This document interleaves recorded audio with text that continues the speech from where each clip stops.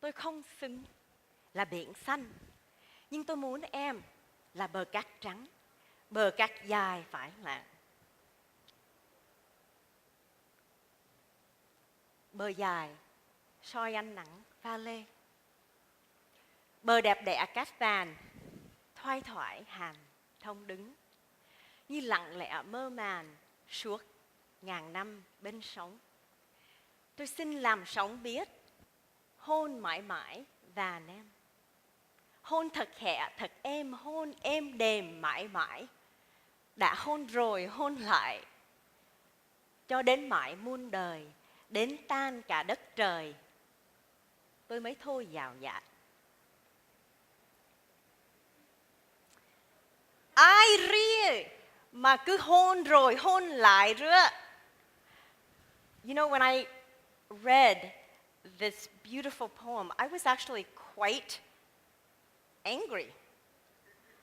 I thought, who is this man, even admittingly undeserving of such love and affection? Who is this man to demand a love from a woman? Who is this man to demand kisses and embrace? And so I posted on my Facebook, đã hôn rồi hôn lại. And my board lit up. And one friend shared the secret, passionate love affair that Sun Yu had. And I thought, wow, is there such a thing? Secret love affair from a Vietnamese man? Curious, I searched. And oddly enough, I didn't find much more about Sun Yip and his love affair, but what I did find was about myself. What I did find is the constant misconception, the constant misunderstanding of what Vietnam is and who the Vietnamese people are. I am Vic Yu. I left. That in itself is a large misconception. The thing is, I grew up in California, and I remember one day, probably I was 14, 15 years old, there was a new immigrant that came to Long Beach, SoCal. And for whatever reason, he had a flag of the national Vietnamese flag, the star. And people got really upset. And people got up in arms and threw things at his store. And I was so angry, and back then there was no internet. I'm sorry, I'm that old. Back then, I had to write an editorial, and when I did, I myself was attacked from a liberty, from independence, and I was told that I'm wrong for actually defending somebody's right in America for free speech. And I was very stunned by that. But when reading through Sun Yu's poem, I found out that I continued to perpetuate those misconceptions. Those understanding leads to disconnection and division.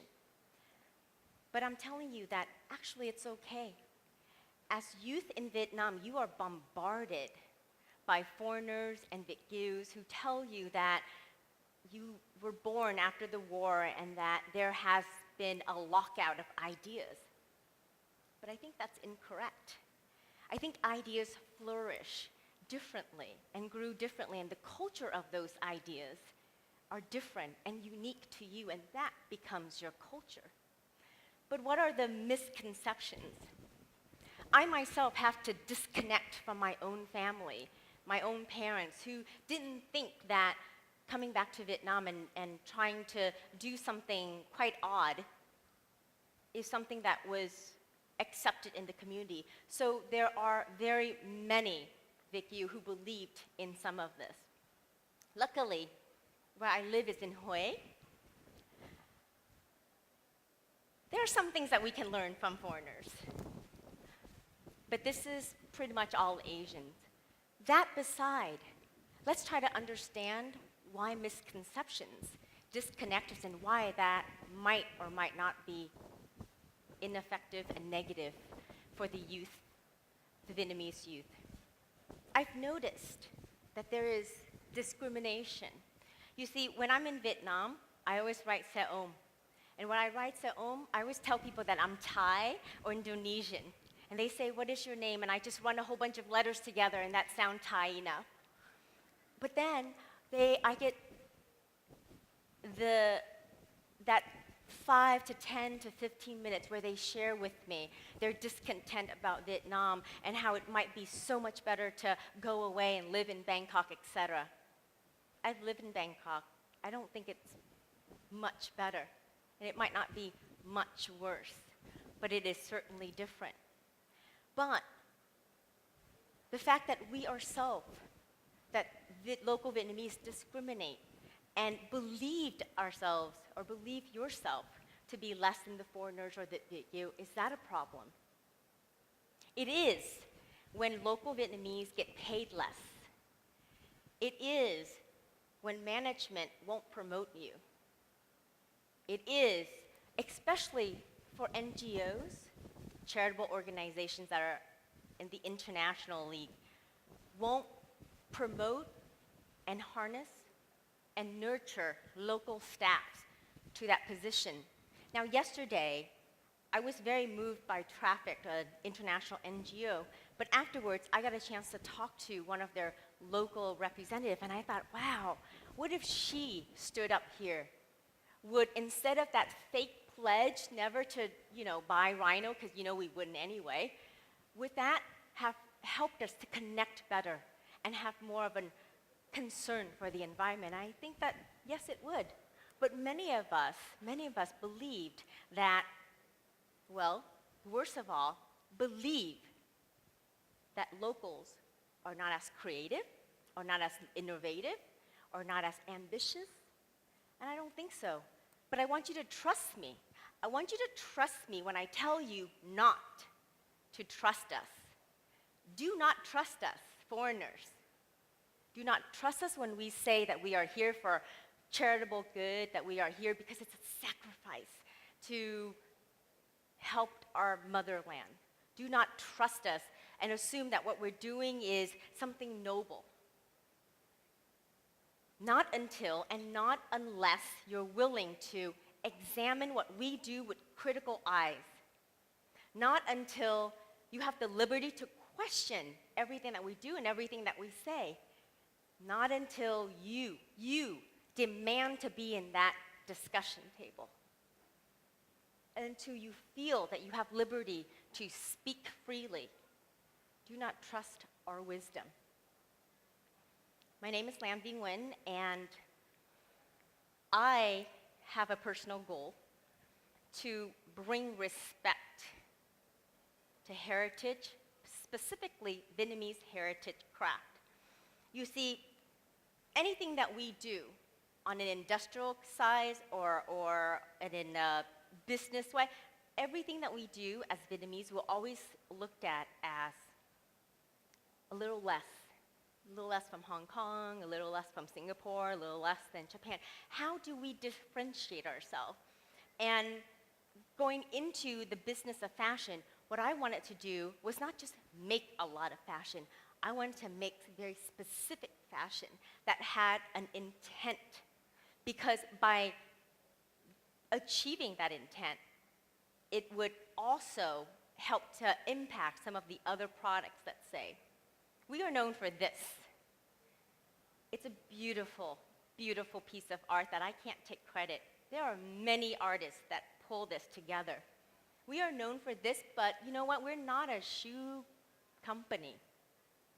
But we did manage to reincarnate this beautiful Vietnamese guốc and made it eye-catching, even to those that only or usually would consider the French artisan or the Italian artisan beyond and above. We are not a tech company, but these products were as a result of artisans and tech recycler coming together and saying, hey, there's this thing around the world, like where every 6 months or so, we come up with a new smartphone and a new laptop, etc. Well, there are precious metal in there. What if we were to get those guys to think smartly, source better, and extract. And instead of mining the beautiful earth, data mine those old tech stuff, and then upcycle it into beautiful product. We are not a women's wear company. We are not even a men's company, but we do make all these things. And we make all those things with our artisans. I do that. I do all these things, and I do that with my team in a way that looks at fashion and craft in a higher way, in a high-value way, in a way where I can get somebody outside of Vietnam or within Vietnam to reevaluate what craft is all about in Vietnam. I do that because the enormous supply chain in the world is second to oil and gas. It is almost $2 trillion big, and in 2010, it was almost $3.5 trillion. Vietnam stands second as importer of fast fashion into the US.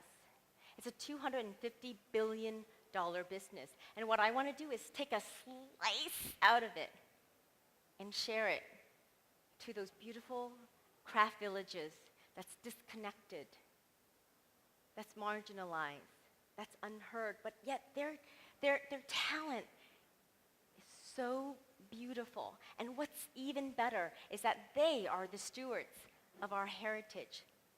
They need a voice, and this is the way that I'm giving them a voice, or at least I hope to. What we do, as I've explained, is taking all those and somehow, through technology, through the internet, pipeline it to smaller design startups.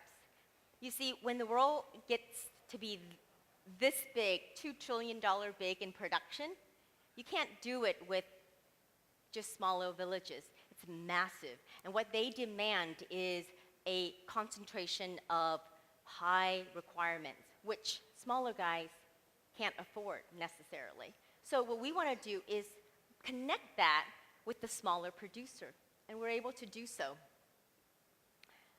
We are not a fashion label. We are an alternative supply chain.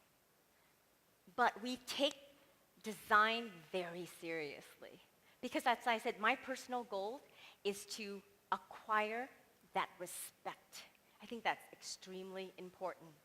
And how we do that is sort of what seems to be a very complex way of utilizing aid, charitable methodology, because yes, I do recognize that businesses are bad boys, but sometimes charity and NGOs actually don't have that motivation and need that motivation that businesses do, which is the bottom line. And my bottom line is connecting those two.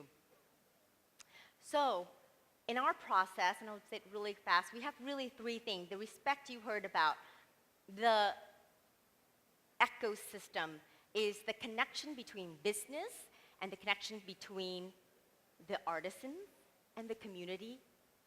But what's also needed is that business mind, that interchange, and how to support and strengthen that. You know, when I first kind of visited Vietnam and really looked at the business opportunity here, I've heard that 15 years ago there were over 3,000 artisan villages. Today, a little over 1,000. I can't walk this journey on my own, and that's why I'm here to present it to you, because I do believe, and I hear all the time, oh, I'm from Hue too, but I didn't know such beautiful things exist there. Over and over again, we keep hearing, I'm Vietnamese studying in Ohio, and I love the fact that there is something from Vietnam represented at this high level. Not due to me, really. So I've been told from the very beginning of starting this, from my business friends, my background is finance, and I did merger and acquisition for about 10 years. And I left that because I missed 9/11 by 2 minutes.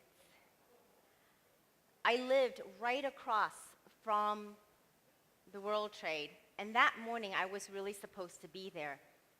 Something happened that I wasn't. And instead of being buried there, I'm here. And what I wanted to do was, because I was highly influenced by Wall Street, and my motto for a long time was, greed is good. But that day, I needed a different model. I needed creativity, I needed color, I needed beauty. And soon after, actually it took me a couple of years to really save up, I went to Vietnam.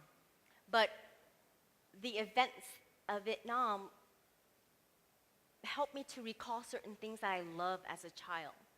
The clickety-clack that my great-grandmother used to make when she wears her gu.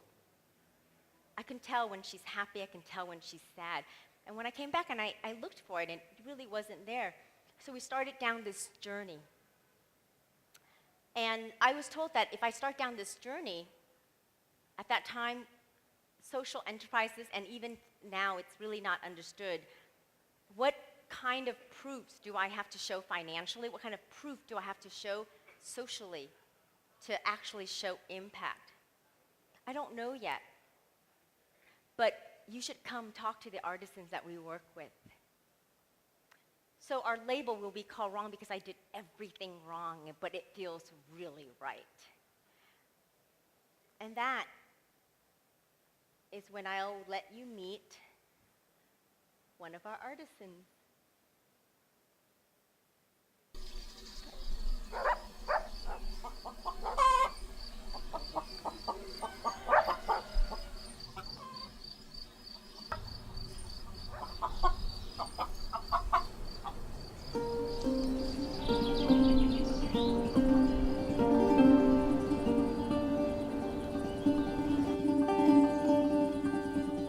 Mỗi chất liệu đều có một cái đẹp riêng. Ta không thể nói là cái chất liệu này so với chất liệu kia là cái nào đẹp hơn. Nhưng cái tính độc đáo của sơn mài tức là nó có tạo nên nhiều cái bất ngờ. Nó tạo cho niềm thích thú cho đối với người làm việc và thậm chí cho những người xem.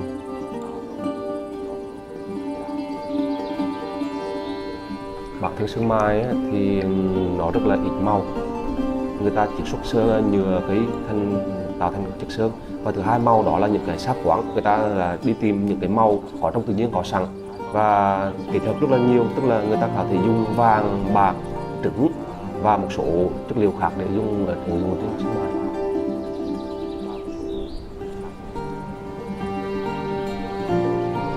Trong lĩnh vực sơn mài, mỗi khâu đều là quan trọng, nhưng mà riêng cái khâu đồng trứng đòi hỏi người thợ phải tỉ mỉ rất là nhiều. Sự kết hợp của trứng và những cái chất liệu về màu thì hắn tạo ra cái độ ngẫu nhiên trong quá trình làm việc nữa, nên cái công cuộc đồng trứng là lại cuốn hút hơn.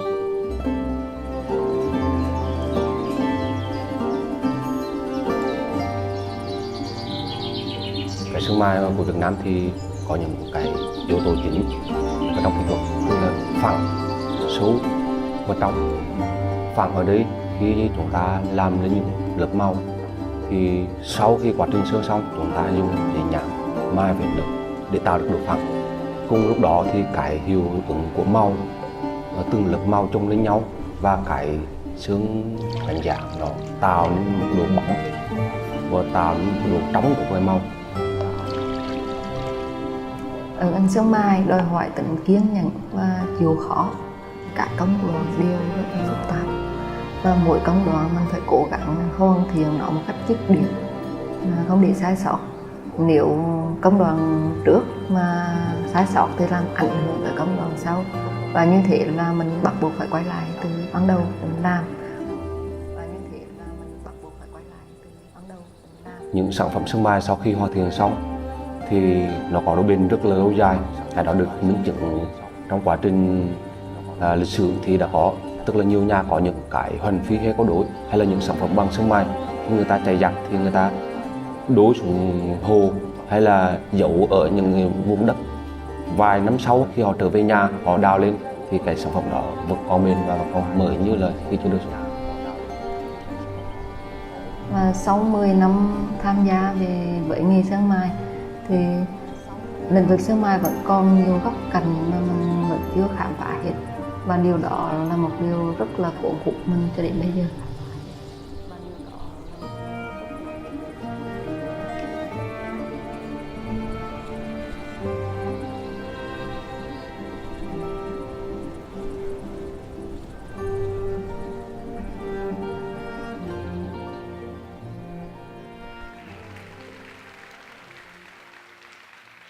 this beautiful, gorgeous film. It's done by Yolo Pictures. We're very proud to be associated with them. I was truly lucky. With all the criticism that I hear about the lesser creative compadre in Asia, I'm lucky enough never to have met those people. I've been surrounded by such wonderful talent. Yolo Pictures came to work with us almost by accident. They were searching for artisans in Saigon and actually couldn't find too many. And they wanted passionate, just absolute drunkenness in the work that is done in the craft. And so they sought us out and we invited them to Hue. And that couldn't have been possible without my co-founder. Now, Nguyen is actually quite young, and I made her a co-founder after having been told by our board members, our VICU board members, that we really don't want a 22-year-old to lead a project. You know, they're really inexperienced, the English is not that great. Does she have an MBA? You know what? I worked a lot with an MBA, let me tell you. That ain't a strong criteria. But what was most interesting about Nguyen as a young person, not just compared to Vietnamese or Asians, but young person, is that she was fearless in being criticized. She was accepting of failure. We have boxes and boxes of failure, and that is really the cornerstone of entrepreneurship. And if we want impact in our entrepreneurship, it requires us to be criticized and beaten up so much more. I call it strengthening of our soul and finding that inner voice that says, I'm not down yet. She leads the community engagement. Without her, I don't think we would have an FRF. But what is really critical as well is a designer. What is really critical is bringing together artisans, education, and design, and to say, how do we combine this so that we can make our own language understood, so that somebody can appreciate what is truly Vietnamese heritage craft versus Chinese? Where are the dividing lines? We're very critical of ourselves for that, because not only is this about the business of fashion, we want this to be a path, a soul searching about ourselves. But it is about money, and that's where I come in.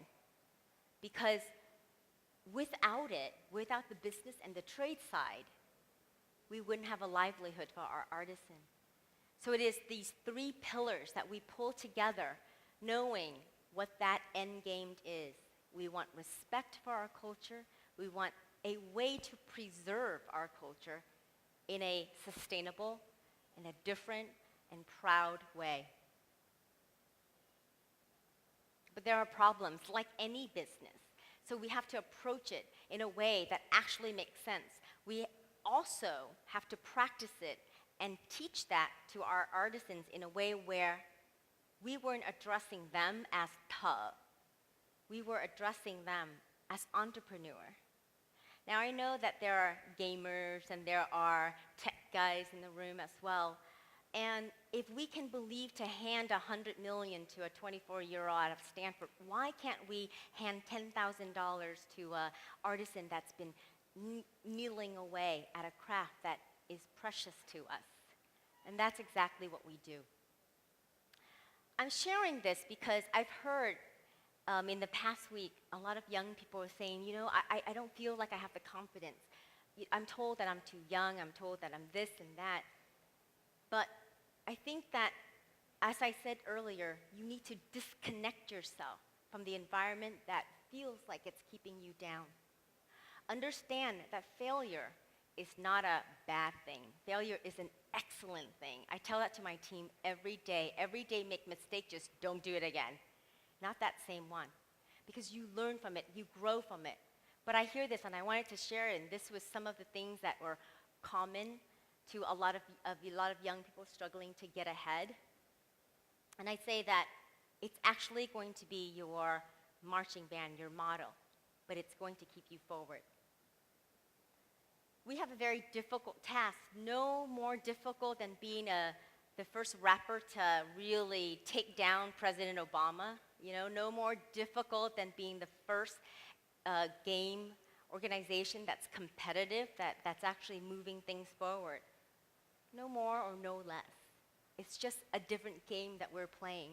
But what we do is we gather the forces that we have there.